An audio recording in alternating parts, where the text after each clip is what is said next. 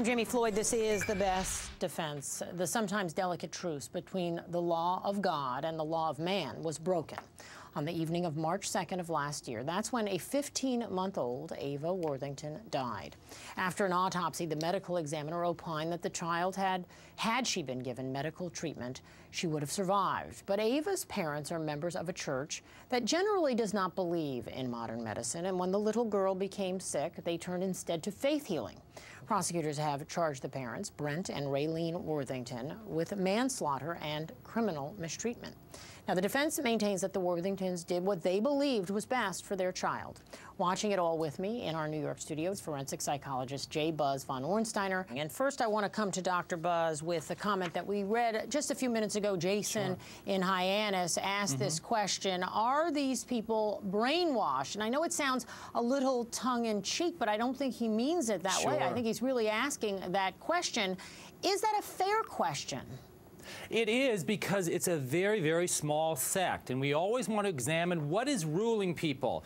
You know, what are their goals? What are their belief systems? Let me tell you, my belief system is I believe in modern medication. Well, you're a doctor. Yes, I believe in it wholeheartedly. I thank God that we have modern medication. I thank God that we have penicillin. I thank God that we have antibiotics. And the first thing I say to my patients when they come in and see me is, when was the last time you saw a medical doctor? When was the last time you got a physical? Are you HIV infected? Are you infecting other people? What is our obligation to protect society? What is our obligation to protect the individual? And how do we negotiate people with their own beliefs? Because I have my own beliefs. I can't place those beliefs on other people, but how can we work in agreement to be good negotiators so the individual is protected, but also society is protected? Well, that takes me right to Tanya, who agrees with you. She says, I believe in God, and I believe that God has a purpose and a plan for everyone. Obviously,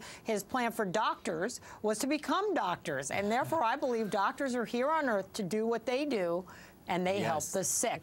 As a psychologist, a very different point of view, but you must have a reaction as well.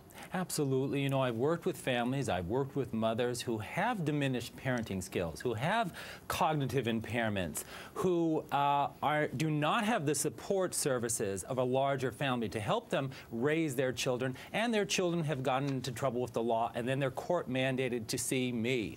And I give them choices, and that's what we're talking about here, a family that seemed to be very much dedicated to the belief that God is the provider, and did not believe in medical services, clearly did not believe in any kind of medical intervention, and that everything was laid in the hands of God. And it's a very troubling, very non-negotiable kind of stance. In order to be emotionally stable, in order to be a good parent, I think we all agree that you need to feel that you have support, that you need to feel you have choices, you have to have a support service, and you also have to have access to facilities and also medical providers.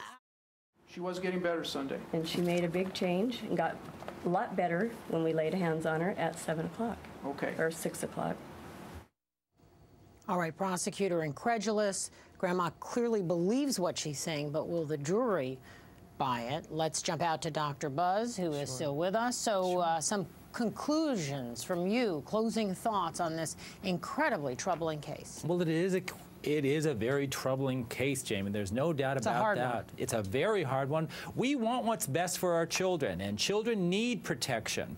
And did this family, did this church group act reasonably? That's what keeps coming back to me. You can be believers, you can not believe that medical intervention is needed, and you can be very credible.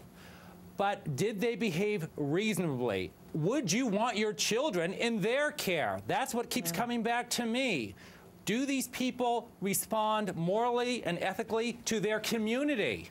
Those are the questions that keep haunting me and keep troubling me. They seem like really good people. And that's what will haunt and trouble the jury, is my concern as a defense attorney. Well, thanks to you, Dr. Buzz, for joining me today.